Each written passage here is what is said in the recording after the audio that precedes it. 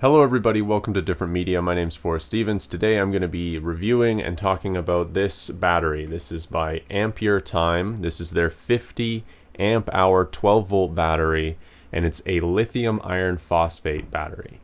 Now they have different models of this. They have 12, 24, 48 volt, depending on what kind of system you want to build. So as far as what they have a lot of variety. They also have different amp hours. I'm just going to talk about some of the pros and cons of this battery. They sent me this battery. They wanted me to do this review for this channel, but they also wanted me to be unbiased and just kind of tell the truth about their system. Now, the reason I decided to do that with them was because of some of the things that I liked about this battery.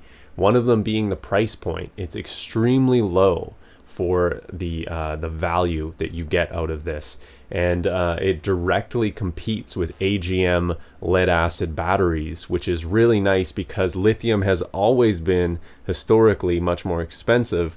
But now, because of companies like this and because of products like this, you can now get lithium iron phosphate batteries for actually, when you go into the numbers, they're actually much cheaper than a lot of the AGM or a lot of the other alternatives. That's because of the life cycle of the battery and the actual discharge amount that you can do with a lithium battery compared to a lead acid battery. So we're going to be talking about this battery specifically, but this actually applies to their other sizes as well, because the price kind of stays with that.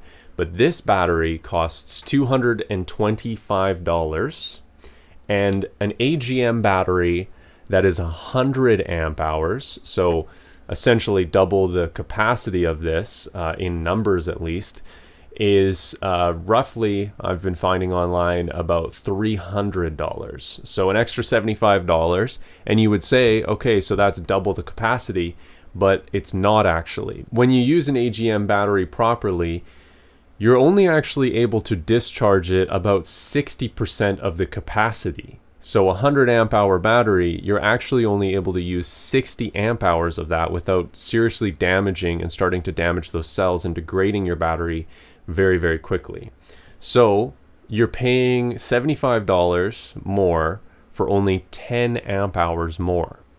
And right there, you can see that the value already is in something like this, a lower cost lithium iron phosphate battery like this one here. So the usable energy in this is 640 watt hours, which is a really important number to know when building your system out. This kind of 50 amp battery might be suitable for a small kind of minivan build, very small system.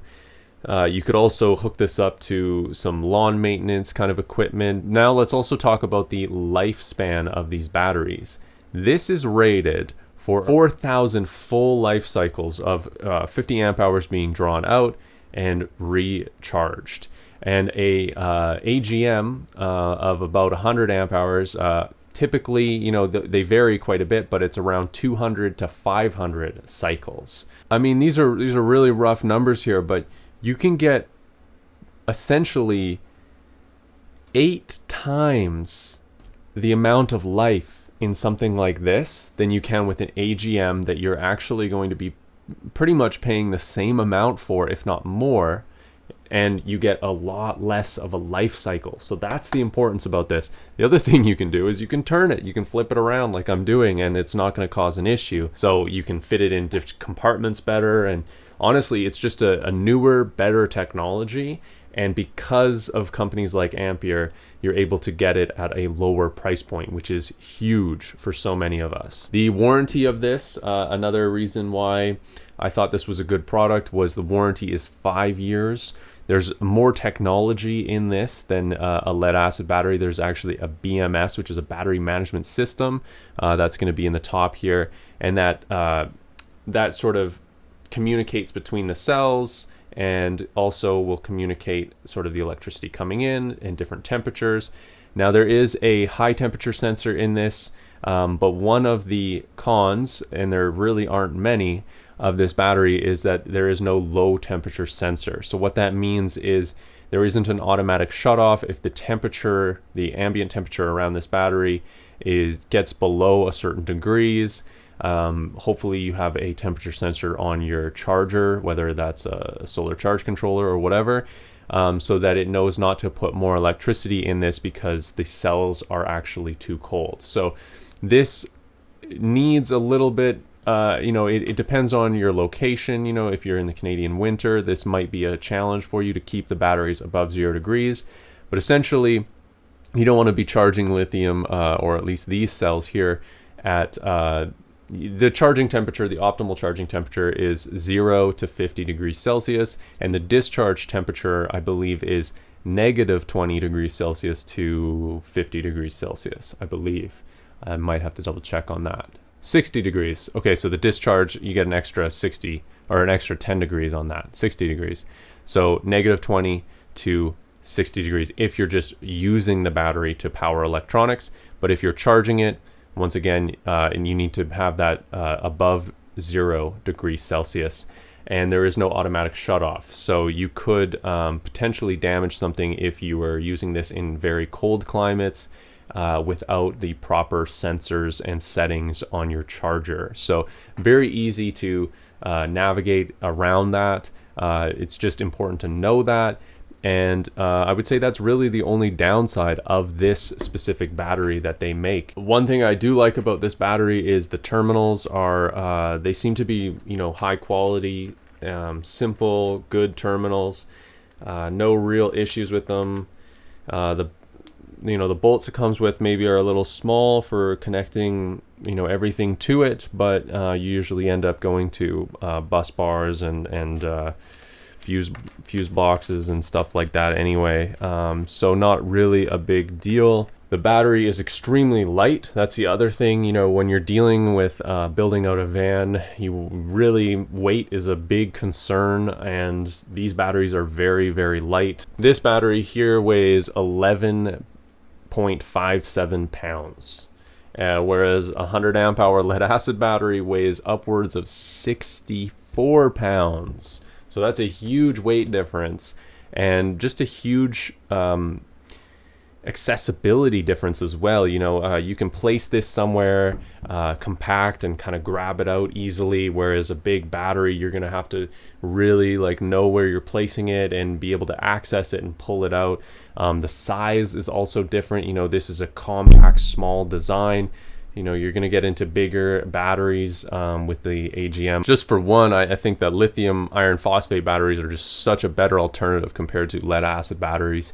And this is a way to be able to get into the realm of powering your rig with lithium batteries as opposed to an older technology because of the price point. Now, these are marketed sort of as drop-in replacements, but a lot of your other equipment that you're going to connect to this needs to be adjusted slightly, and talking about possibly inverters, possibly your charge controller for your solar. Unless you're using really low-end products, they will have an option or a setting depending on voltages, so that you can adapt them to work with lithium iron phosphate batteries as opposed to AGM or flooded or lead acid in any way. So you can just make sure that these batteries are going to work for you. 12-volt appliances, most inverters will work with these. Just double check that they work with lithium. That is a very simple, basic thing that you can do as a consumer. And really, it's just a positive and negative terminal. You just connect it just like you would any other battery to your solar system. To your RV, to your van. It's actually just very, very simple to set up. And I've set this up in my van as a temporary setup. I also have, it doesn't really connect with my system because I use 100 amp batteries, and you don't want to use a smaller size battery and connect it to the bigger ones. So anyway, I will be using this, I think, around my property, powering a lot of appliances off of that, and gardening tools like my tiller and my lawnmower. I'll be powering off of this little tiny battery, and I'll set up a small solar system around that. So that's how I'm going to use this. I would love to hear how you would use a battery like this. And overall, I just think that there's a lot of uses, and I think it's just generally a really good battery for the price. Like I said, the only con is the not having a low temperature sensor built into the BMS.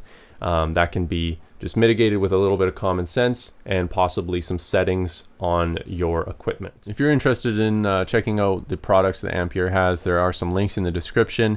There's also a 3% discount. It's hard to get a discount on these batteries, but there's a 3% discount if you use my link. I really compel you guys to check out their products. I think they use high quality components. It's a really, really low cost, affordable option for your build. So thanks everyone for watching. Hope this was informative. If you have any questions, comment them below. I'm happy to answer them. I'm happy to give updates about using this for the applications that I mentioned.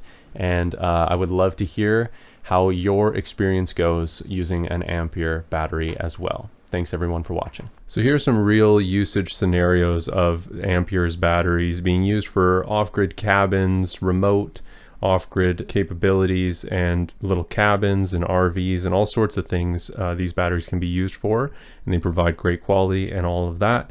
And also they sell self-heating batteries on their website as well, which would work for anyone in a northern climate.